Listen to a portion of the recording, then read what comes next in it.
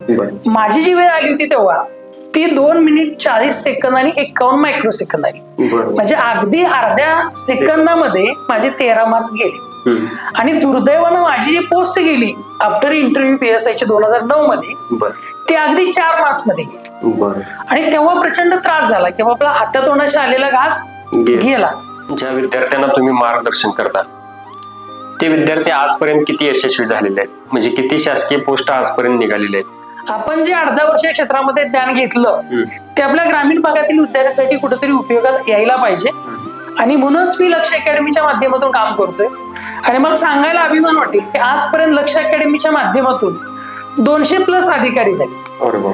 अगदी गट ब गट क परीक्षेमध्ये राज्यामध्ये पहिल्या दुसऱ्या क्रमांकावर मजल मारण्याची किमया सुद्धा आमच्या विद्यार्थ्यांनी अगदी ग्रामीण भागामध्ये राहून केलेली आहे.